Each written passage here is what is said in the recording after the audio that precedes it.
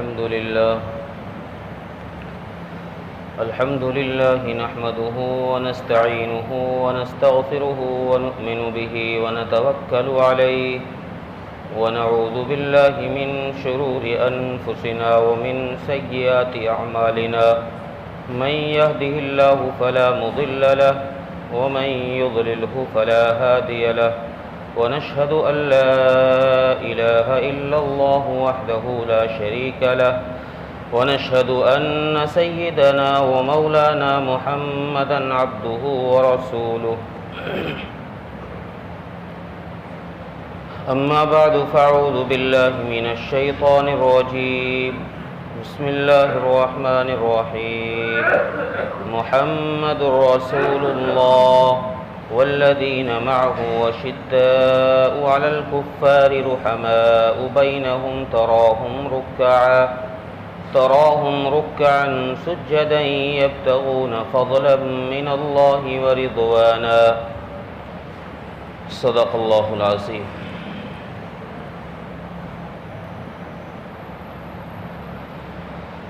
واجب الاحترام محترم بزرگوں، غیور نوجوان دوستوں اور بھائیوں،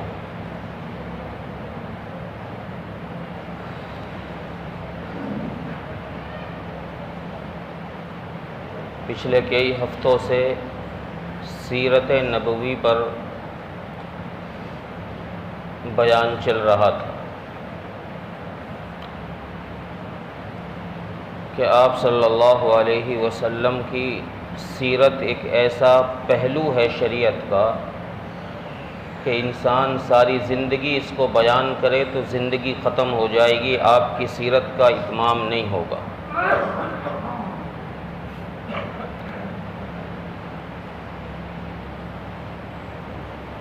اللہ تبارک و تعالیٰ کی سنت یہ رہی ہے کہ جب اللہ تبارک و تعالیٰ کسی کو کوئی انعام دیتے ہیں، کسی انعام سے نوازتے ہیں، تو اس سے پہلے اسے آزمائشوں میں ڈالتے ہیں، حالات میں، تکلیفوں میں، پریشانیوں میں اسے آزمایا جاتا ہے، تب جا کر اسے وہ انعام ملتا ہے۔ چنانچہ حضرت ابراہیم علیہ السلام کو کتنے سارے امتحانات میں ڈالا گیا، انعام میں اللہ نے خلیل بنا دیا۔ اسماعیل علیہ السلام کو امتحان میں ڈالا، اللہ نے ذبیح اللہ بنا دیا۔ موسیٰ علیہ السلام کو امتحان میں ڈالا، کلیم اللہ بنا دیا۔ اور آخر میں جناب حضرت محمد مصطفیٰ صلی اللہ علیہ وسلم کو جب آزمائشوں میں ڈالنا شروع کیا تو پھر محمد الرسول اللہ بنا دیا صلی اللہ علیہ وسلم۔ تو یہ اللہ کی سنت رہی ہے کہ جتنا بڑا انعام اللہ کی طرف سے ملنا ہوتا ہے اتنی ہی بڑی آزمائشیں پھر اللہ کی طرف سے آتی ہیں۔ اسی لیے رسول اکرم صلی اللہ علیہ وسلم کو اللہ نے جن آزمائشوں میں ڈالا، آپ سے پہلے کسی نبی کو ان آزمائشوں میں نہیں ڈالا۔ خود رسول اکرم صلی اللہ علیہ وسلم ارشاد فرماتے ہیں کہ مجھے جتنا ستایا گیا ہے کسی نبی کو اتنا نہیں ستایا گیا۔ اسی لیے اللہ تبارک و تعالیٰ نے ان آزمائشوں میں پہلی کڑی کہ باپ کے سائے کو پہلے ہی اٹھا لیا، باپ کی محبت آپ نے دیکھی ہی نہیں، ابھی آپ کے دنیا میں آنے میں تقریباً 3 مہینے کا ٹائم تھا کہ باپ کا سایہ اللہ نے پہلے ہی ہٹا دیا۔ اور جب آپ دنیا میں تشریف لائے تو اللہ تبارک و تعالیٰ نے آپ کی آمد کا جو نظام ہے وہ ایک ایسا نظام بنایا کہ کائنات میں کسی بچے کی پیدائش پر وہ نظام نہیں ہے۔ میں نے پچھلے جمعے میں یہ بات عرض کی تھی کہ لوگ اپنے بچوں کی ڈیلیوری کے لیے اچھی نرس دیکھتے ہیں، اچھی لیڈیز ڈاکٹر دیکھتے ہیں، اچھا ہاسپٹل دیکھتے ہیں کہ یہاں میرے بچے کی ڈیلیوری سیف رہے گی، اللہ تبارک و تعالیٰ نے اپنے حبیب سرکار دو عالم حضرت محمد مصطفیٰ صلی اللہ علیہ وسلم کی ڈلیوری کے لیے آپ کے لیے لیڈیز ڈاکٹر کا جو انتخاب فرمایا تو عرش معلیٰ سے جنت سے حضرت مریم اور حضرت آسیہ کے ساتھ ان کی رہبری میں جنت کی حوروں کو بھیجا کہ جاؤ میرے نبی کی ولادت کا وقت ہے، میرے نبی کی پیدائش کا وقت ہے، جاؤ تم لیڈیز ڈاکٹر کا طور پر یہاں سے جاؤ۔ اور پھر آپ صلی اللہ علیہ وسلم کی ولادت بھی ایسی عجیب کہ عام طور سے جب بچہ پیدا ہوتا ہے تو 9 مہینے کی ماں کے پیٹ میں گندگی رکی ہوئی ہوتی ہے، اور بچے کی ولادت کے بعد وہ گندگی نکلتی ہے اور بچہ بھی اس گندگی میں سنا ہوا ہوتا ہے، لتھڑا ہوا ہوتا ہے۔ باہر آ کر بچے کو صاف کیا جاتا ہے، نہلایا جاتا ہے، پھر اسے کپڑے میں رکھا جاتا ہے۔ میرے حبیب صلی اللہ علیہ وسلم جب پیدا ہوئے تو آپ کے جسم اطہر پر ایک نشان کسی گندگی کا نہیں، بالکل صاف ستھرے نہلائے ہوئے۔ اور بچہ پیدا ہوتا ہے تو بچے کی ناف ماں کی آنت کے ساتھ جڑی ہوئی ہوتی ہے، باہر آنے کے بعد اسے کاٹا جاتا ہے۔ اللہ کے حبیب صلی اللہ علیہ وسلم کی ناف ماں کی آنت کے ساتھ جڑی ہوئی نہیں تھی، کٹی ہوئی آپ پیدا ہوئے۔ اور تیسرا معجزہ یہ ہوا کہ بچہ پیدا ہونے کے بعد دنیا میں عام طور سے بچے کی پیدائش کے بعد لوگ اپنے بچے کی سنت کراتے ہیں، ختنہ کراتے ہیں، 8 دن کے بعد، 1 ہفتے کے بعد، مہینے کے بعد، سال کے بعد لوگ کراتے ہیں۔ اللہ کے حبیب صلی اللہ علیہ وسلم کی ختنہ ماں کے پیٹ سے ہی ہو کر آئی ہے۔ یہ 3 معجزات ایسے ہیں کہ اس کائنات میں کسی بچے کے ساتھ اللہ نے یہ معجزات ظاہر نہیں فرمائے کہ ماں کے پیٹ سے صاف پیدا ہوئے، گندگی کا نام و نشان نہیں، ماں کے پیٹ سے آنت کٹی ہوئی آئی ہے، اور ماں کے پیٹ سے آپ کا ختنہ ہوا آیا ہے، آپ کی ولادت ہو گئی۔ اور پھر جو واقعہ ہوا کہ کمرے میں بادل بھرا، اس بادل میں سے یہ آواز آئی طوفوا بہ مشارق الارض و مغاربہا۔ میں نے پچھلے جمعے میں یہ بات عرض کی کہ اللہ تبارک و تعالیٰ نے اپنے حبیب کو سارے انبیاء کا علم چند منٹوں میں عطا کر دیا، چند منٹوں میں اللہ نے عطا کر دیا، اور باقی آگے آپ کی پرواز 63 سال کی وہ الگ ہے۔ اور عرب کے اندر دستور یہ تھا کہ سال میں 2 مرتبہ عرب کے قبائل سے عورتیں آتی تھی دودھ پلانے والی، اور وہ عرب کے بچوں کو، شہر کے بچوں کو لے جاتی، ان کو دودھ پلاتی، ان کی پرورش کرتی۔ جب وہ واپس کر کے جاتی تو یہ بچے کے والدین ان کو انعام میں کچھ دے دیا کرتے، اس سے ان کا گزارا ہو جاتا۔ اور یہ اپنے بچوں کو اس لیے باہر بھیجتے تاکہ مکے میں جب بچہ رہے گا تو چونکہ مکہ ایک مرکز ہے، لوگ یہاں قافلے آتے ہیں، لوگوں کے قافلوں میں بہت ساری بیماریاں بھی آ جاتی ہیں، کہ بچہ ان بیماریوں سے بھی محفوظ رہے اور بچے کی زبان بھی خالص رہے، اس میں کسی دوسرے لوگوں کی زبان مکس نہ ہو، وہ بچہ عربی ہی بولتا رہے۔ اس لیے بچے کی توانائی کے لیے یہاں سے عورتیں بچے لے کر جاتی۔ جس سال رسول اکرم صلی اللہ علیہ وسلم پیدا ہوئے اس سال قبیلہ سعد سے کچھ عورتیں آئی، 10 عورتوں کا قافلہ قبیلہ سعد سے آیا، اور ان میں ایک خاتون حلیمہ سعدیہ بھی تھی۔ روایات میں ہے کہ ان کی اونٹنی کمزور، لاغر، دبلی پتلی، چلنے میں بہت سست، یہ اپنی سہیلیوں سے اس قافلے سے بار بار پیچھے رہ جاتی۔ وہ ان کی سہیلیاں قافلے والی اس کا رک کر راستے میں انتظار کرتی، جب یہ ساتھ آ جاتی پھر آگے چلنا شروع کرتی۔ کئی دفعہ یہ قافلہ رکا حضرت حلیمہ کے انتظار میں۔ انہوں نے کہا کہ بہن تمہاری وجہ سے ہمارا ٹائم کھوٹا ہو رہا ہے، تمہاری اونٹنی سست ہے، ہمیں بہت دیر ہو جائے گی، لہذا ہم چلے جاتے ہیں، تم آہستہ آہستہ آتی رہنا۔ انہوں نے کہا کہ ٹھیک ہے بہن، میری اونٹنی تو کمزور ہے، تم چلی جاؤ، میں بعد میں آ جاؤں گی۔ تو یہ 9 عورتوں کا قافلہ مکہ مکرمہ پہلے پہنچ گیا، اور انہوں نے وہاں جو اور بچے پیدا ہوئے تھے، امیر گھرانے کے جو بچے تھے، ان کو انہوں نے گود میں لے لیا۔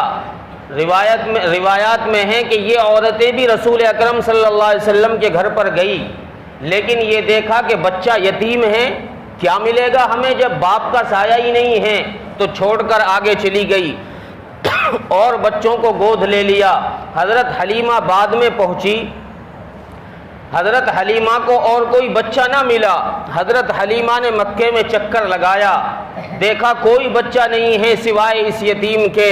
اپنے شوہر سے اپنے خیمے میں جا کر مشورہ کیا کہ کوئی بچہ نہیں بچا، ایک یتیم بچہ بچا ہے۔ شوہر بھی کوئی نیک آدمی تھا، اس نے کہا کہ چلو اگر کچھ ملے گا نہیں تو کم سے کم اللہ کی طرف سے تو کچھ انعام ہمیں مل جائے گا، ثواب تو ہمیں مل جائے گا، اس لیے تم ایسا کرو اس یتیم کو ہی لے لو۔ حضرت حلیمہ فرماتی ہے کہ میں گئی حضرت آمنہ کے یہاں، میں نے جا کر کہا کہ بہن مجھے اپنا یتیم بچہ دے دو۔ انہوں نے کہا کہ لے لو۔ حضرت حلیمہ فرماتی ہے کہ میں نے آپ صلی اللہ علیہ وسلم کو گود میں اٹھایا اور آپ کے اوپر سے کپڑا ہٹایا تو آپ نے آنکھیں کھولی اور آپ مسکرائے۔ فرماتی ہیں کہ ایسی مسکراہٹ تھی کہ میرا دل آپ پر آ گیا، میں آپ پر فدا ہو گئی اور مجھے ایسی محبت ہو گئی۔ میں نے آمنہ سے کہا کہ آمنہ میں بہت جگہ گئی ہوں، میں نے بہت علاقے دیکھے ہیں، میں نے اتنا حسین خوبصورت بچہ نہیں دیکھا۔ حضرت آمنہ فرماتی ہے کہ حلیمہ تو گاؤں کی رہنے والی ہے، میں شہر کی رہنے والی ہوں، میں نے تو شہر میں بھی ایسا خوبصورت بچہ نہیں دیکھا۔ کَأَنَّكَ قَدْ خُلِقْتَ كَمَا تَشَاءُ، حضرت حسان بن ثابت نے شعر میں فرمایا کہ اللہ تبارک و تعالیٰ نے اپنے حبیب صلی اللہ علیہ وسلم کو ایسے بنایا جیسا آپ چاہتے تھے۔ کَأَنَّكَ قَدْ خُلِقْتَ كَمَا تَشَاءُ، خُلِقْتَ مُبَرَّأً مِّن كُلِّ عَيْبٍ، ہر عیب سے پاک بنایا۔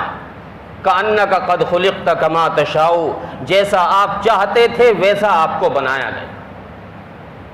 چنانچہ حضرت حلیمہ نے رسول اکرم صلی اللہ علیہ وسلم کو سینے سے لگایا۔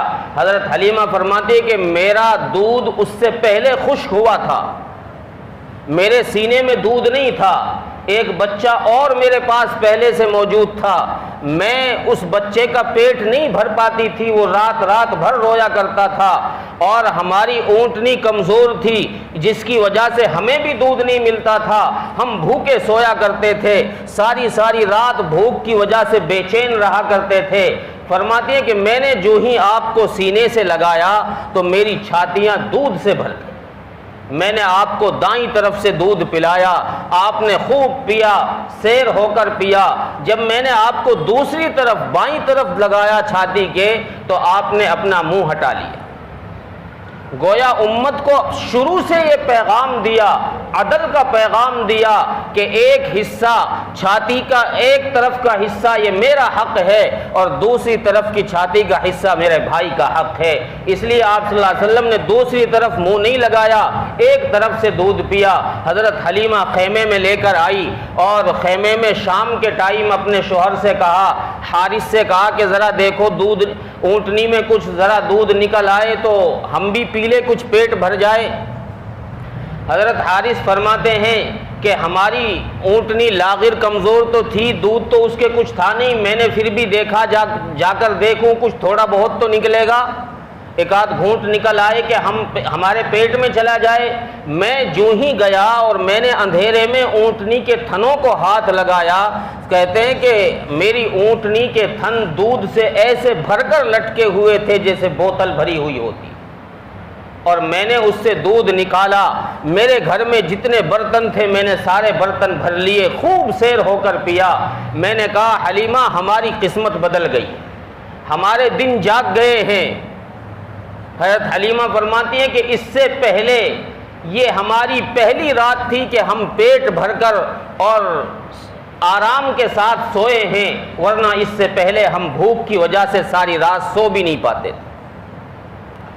صبح کو انہوں نے چلنے کا ارادہ کیا۔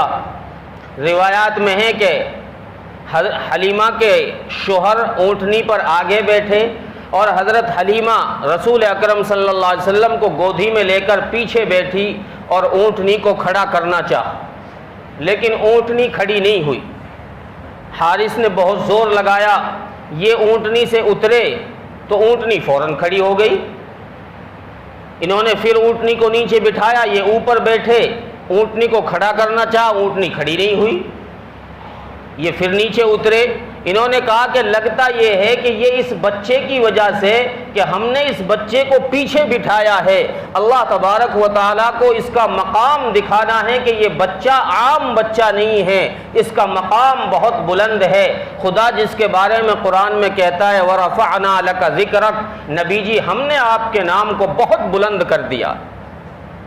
اس مقام کو پہچنوانے کے لیے فرماتے ہیں کہ ہم نے محمد الرسول اللہ کو اپنی گود میں لیا۔ حارث کہتے ہیں کہ میں نے اپنی گود میں لیا، پھر میں اونٹنی پر بیٹھا تو اونٹنی کھڑی ہو گئی، اور اونٹنی نے مکے میں چکر لگایا۔ ایک روایت میں ہے کہ مکے کی گلیوں میں چکر لگایا اونٹنی نے، اور خانہ کعبہ پر جا کر اونٹنی نے 3 دفعہ سجدہ کیا، سر جھکایا اپنا اللہ کے گھر کے سامنے، کہ یہ شکرانے کا سجدہ تھا کہ اللہ تیرا احسان ہے کہ تو نے اپنے نبی آخر الزماں کے لیے مجھے سواری منتخب کیا۔ یہ شکرانے کے لیے اس اونٹنی نے سجدہ کیا۔ اور چونکہ وہ عورتیں جو پہلے بچہ لے گئی تھی وہ پہلے ہی جا چکی تھی، حضرت حلیمہ بعد میں رہ گئی۔ بعد میں جب حضرت حلیمہ مکے سے نکلی ہیں تو یہ عورتیں جو ان کا قافلہ پہلے نکل چکا تھا کئی روز، حضرت حلیمہ نے کچھ دیر میں ان کے قافلے کو پکڑ لیا، اور ان کی اونٹنی تیز رفتار کے ساتھ ان کے پاس سے نکلی تو یہ کہنے لگی کہ حلیمہ کیا بات، تم مکے میں سواری بدل کر آ گئی ہو؟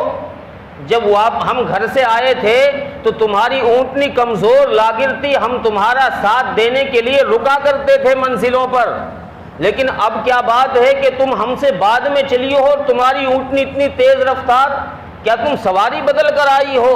حضرت حلیمہ فرماتی ہے نہیں نہیں، میں نے سواری نہیں بدلی بلکہ میرا سوار بدل گیا ہے، میرا سوار بدل گیا ہے، اب یہ سوار محمد الرسول اللہ ہے، اس وقت میری سواری کمزور تھی، اب اللہ نے اس بچے کی برکت سے میری سواری کے اندر طاقت پیدا کرتی ہے۔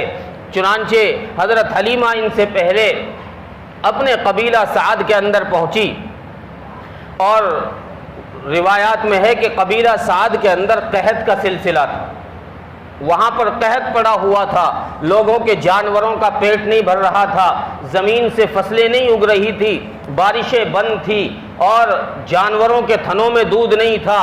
ایک روایت میں ہے کہ رسول اللہ صلی اللہ علیہ وسلم جب اس قبیلے میں پہنچے ہیں تو اس قبیلے کے ہر گھر سے گلاب کے پھولوں کی خوشبو آ رہی تھی۔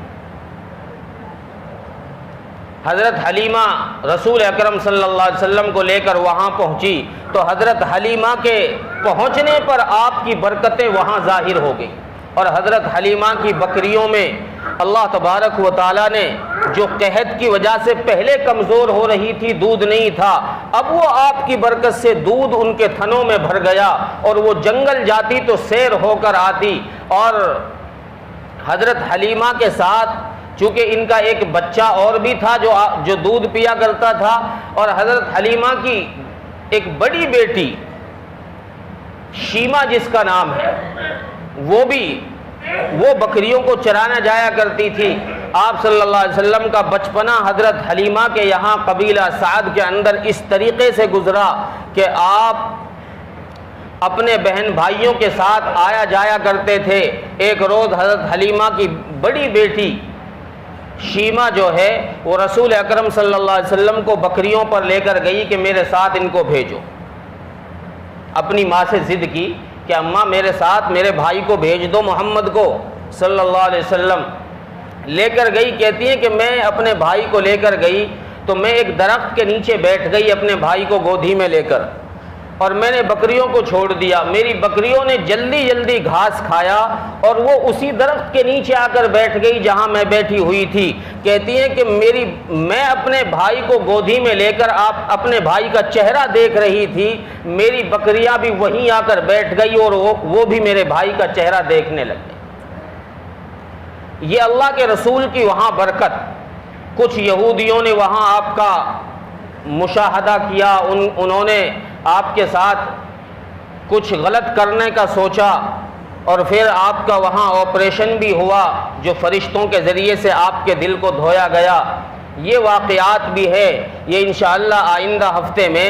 لیکن یہاں میں ایک بات یہ عرض کر دوں کہ اللہ تبارک و تعالیٰ نے جس نبی کو ہمیں دیا ہے، یہ نبی وہ نبی ہے کہ جس کے طریقوں پر چلے بغیر کامیابی کی منزل پر نہیں پہنچ پائے گا۔ اس کی سنتوں پر چلو گے تو کامیابی ملے گی، اس کی سنتوں سے ہٹو گے تو تمہاری عبادات کا کوئی حصہ قبول نہیں ہوگا۔ ایک ہے نبی کی حدیث اور ایک ہے نبی کی سنت۔ رسول اکرم صلی اللہ علیہ وسلم نے ہمیں سنت پر عمل کرنے کے لیے کہا ہے، تمسکو بالنواجذ، کہ میری سنت کو اپنی دانتوں کے ساتھ پکڑ کے رکھو، مضبوطی کے ساتھ۔ حدیث کے لیے نہیں فرمایا، اس لیے کہ مفسرین لکھتے ہیں کہ حدیث تو ایک مسئلے پر دو بھی ہو سکتی ہے، لیکن سنت ایک مسئلے پر ایک ہی ہوگی، سنت دو نہیں ہوں گی۔ حدیث تو کبھی صحیح بھی ہوگی، غلط بھی ہوگی، ضعیف بھی ہوگی اور صحیح بھی ہوگی، ناسخ بھی ہوگی، منسوخ بھی ہوگی، لیکن سنت میں ایسا نہیں ہے، سنت ایک ہی ہوگی اور وہ صحیح ہوگی۔ اس لیے آپ صلی اللہ علیہ وسلم نے ہمیں جو طریقہ شریعت پر چلنے کے لیے سنت کا بتایا ہے، ہمیں اس طریقے کو اپنانا چاہیے۔ جیسے نماز کے لیے ہمارے لیے سنت طریقہ یہ بتایا کہ نماز میں جب تم آؤ، قرآن کریم نے بھی یہ بات کہی کہ خذوا زینتکم عند کل مسجد، کہ مسجد آؤ تو اپنے لباس کو، اپنی زینت کو اپنے ساتھ لے کر آؤ۔ لباس انسان کی زینت ہوتا ہے نہیں۔ اب لباس میں کوئی آدمی یہ کہے کہ جی میں تو صرف ناپ سے لے کر گھٹنے تک کا کچھا پہن کر جاؤں گا، تو نماز تو ہو جائے گی بھائی، لیکن سنت کے خلاف، سنت کے خلاف ہے۔ چونکہ قرآن کہتا ہے خذوا زینتکم عند کل مسجد، کہ مسجد آؤ تو زینت ساتھ لاؤ۔ زینت کیا ہے کہ تم اسلامی لباس پہنو۔ قرآن جس کو زینت کہتا ہے وہ یہود و نصارہ کے لباس کو نہیں کہتا، پینٹ شرٹ کو اور لور شرٹ کو نہیں کہتا قرآن کہ تم لور ٹی شرٹ پہن کر آؤ یا پینٹ شرٹ پہن کر آؤ۔ یہ اسلامی لباس نہیں ہے، یہ یہود و نصارہ کا لباس۔ اسلامی لباس کرتا پاجامہ یا کرتا اور تہمد، کرتا لنگی، یہ اسلامی لباس، یہ پہن کر تم آؤ مسجد میں۔ اور اس اسلامی لباس کے اندر سب سے مین چیز جو ہے زینت، وہ سر کی ٹوپی ہے، کہ مسجد آؤ تو سر پہ ٹوپی لگا کر آؤ، ننگے سر نہ آؤ۔ یہ ادب کے خلاف، یہ ادب کے خلاف ہے۔ فرق اب لوگ کہتے ہیں کہ جی کیا بغیر ٹوپی کے نماز نہیں ہوگی؟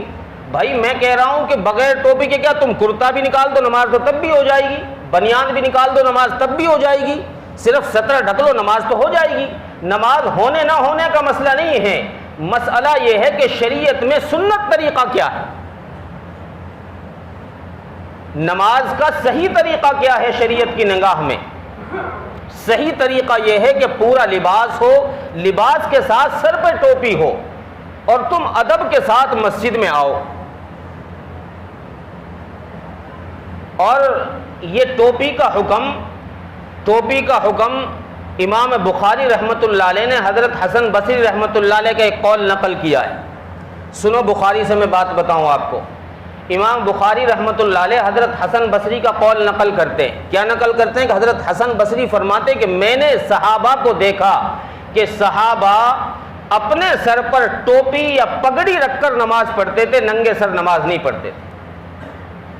یہ حضرت حسن بصری کا قول نقل کر رہے ہیں امام بخاری، اور حضرت حسن بصری کون ہے؟ تابعی، جنہوں نے صحابہ کو دیکھا ہے۔ تو یہ اپنی دیکھی ہوئی بات، آنکھوں کے مشاہدے والی بات نقل کر رہے ہیں کہ میں نے صحابہ کو دیکھا کہ صحابہ کیا کر رہے ہیں، سر پر ٹوپی اور پگڑی رکھ کر نماز پڑھ رہے ہیں، یا تو ٹوپی ہے یا پگڑی ہے یا دونوں ہی ہیں سر پر، یہ رکھ کر نماز پڑھ رہے. اور مصنف ابن ابی شیبہ کے اندر تقریباً 20 احادیث ہیں، تقریباً 20 احادیث جن سے یہ ثابت ہوتا ہے کہ ٹوپی رکھ کر نماز پڑھو، سر پر ٹوپی یا پگڑی رکھ کر. رسول اکرم صلی اللہ علیہ وسلم نے بھی سر پر ٹوپی یا پگڑی رکھ کر نماز پڑھی. فرض واجب کی بات نہیں، سنت کی بات کر رہا ہوں. ہماری عبادت، ہمارا عمل وہی قبول ہوگا جو سنت کے مطابق ہوگا. تو اس لیے مسجد میں جب آئے تو ننگے سر آنا، بالوں کو، اپنی ہیئر اسٹائل کو بگڑ نہ جائے میری ہیئر اسٹائل، اس لیے ٹوپی اتار دینا، جان بوجھ کر ٹوپی نہ پہننا احناف کے نزدیک مکروہ ہے، جائز نہیں ہے جان بوجھ کر کے ٹوپی اتار دینا. ایک تو یہ کہ مجبوری ہے، بھائی ہے نہیں ٹوپی، گھر پہ بھول آیا، مسجد میں بھی نہیں ملی، مجبوری ہے پڑھ لو ننگے سر، کوئی نہیں. لیکن جان بوجھ کر ٹوپی نہ پہننا، ننگے سر نماز پڑھنا، یہ احناف کے نزدیک مکروہ ہے، تنزیہی ہے. دوسری چیز، نماز کے لیے صف میں کھڑا ہونا، کہ نماز میں صف میں کھڑا کس طریقے سے ہو. احادیث میں تقریباً 3 طرح کے الفاظ رسول اللہ صلی اللہ علیہ وسلم سے آئے ہیں. آپ صلی اللہ علیہ وسلم نے لوگوں سے فرمایا اقیموا صفوفکم، اپنی صفیں سیدھی کرو. 3 دفعہ آپ نے یہ بات ارشاد فرمائی، اپنی صفیں سیدھی کرو، اپنی صفیں سیدھی کرو. حضرت نعمان بن بشیر کی روایت ہے کہ آپ صلی اللہ علیہ وسلم نے 3 مرتبہ یہ بات ارشاد فرمائی، اپنی صف سیدھی کرو، اپنی صف سیدھی کرو، اپنی صف سیدھی کرو. تو میں نے دیکھا کہ صحابہ آپ کے سکھانے پر ایسے سیکھ گئے کہ وہ ایسے نماز پڑھتے تھے. حضرت نعمان بن بشیر کی حدیث کا ان کا ہی ترجمہ کر رہا ہوں میں، ان کا ہی جو نعمان بن بشیر رضی اللہ عنہ نے کیا ہے. کہتے ہیں کہ صحابہ ایسے نماز پڑھتے تھے کہ ان کے گھٹنے سے گھٹنا ملا ہوا ہوتا تھا، ٹخنے سے ٹخنا ملا ہوا ہوتا تھا، کندھے سے کندھا ملا ہوا ہوتا تھا. بعض روایات میں ہے کہ قدم سے قدم ملا ہوا ہوتا تھا. تو یہ ترجمہ حضرت نعمان بن بشیر کا ہے. اب اگر ہم اس پر عمل کریں، اس بات کو ذرا دھیان سے سننا، اگر ہم اس بات پر عمل کریں تو پھر اگر ہماری صف میں ایک آدمی 5 فٹ کا ہو، 6 فٹ کا ہو، دوسرا آدمی اس کے برابر میں 3 فٹ کا ہو، تو اب بتاؤ یہ آدمی اپنے گھٹنے سے گھٹنا کیسے ملائے گا اس 3 فٹ والے سے؟ 2 آدمی سائیڈوں میں بڑے قد کے ہیں، بیچ میں ایک آدمی چھوٹا ہو گیا. حدیث میں ہے کہ بھئی کندھے سے کندھا ملاؤ، تو یہ کیسے ملائیں گے؟ کیسے جھک کے ملائیں گے؟ صف ٹیڑھی ہو جائے گی، صف تو سیدھی نہیں ہوگی. شریعت کا اصل منشا ہے صف کو سیدھی کرنا، تو صف سیدھی نہیں ہو رہی.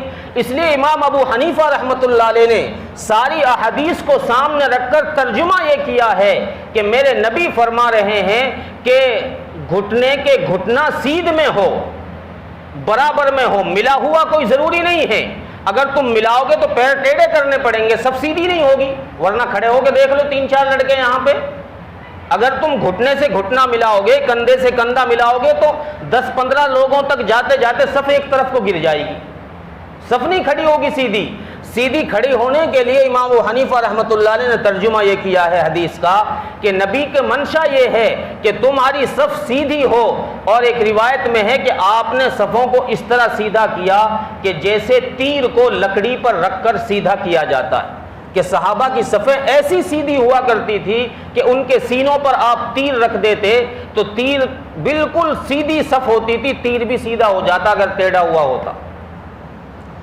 تو یہ آپ نے ارشاد فرمایا. تو حضرت امام ابو حنیفہ رحمۃ اللہ علیہ نے ترجمہ یہ کیا کہ اڑانا مقصود نہیں ہے کہ ٹخنے سے ٹخنا اڑاؤ، گھٹنے سے گھٹنا اڑاؤ، نہیں، بلکہ برابر کرنا مقصود ہے کہ کندھے کے کندھا برابر میں ہو، گھٹنے کے گھٹنا برابر میں ہو، ٹخنے کے ٹخنا برابر میں ہو، اور قدم کے قدم برابر میں ہو.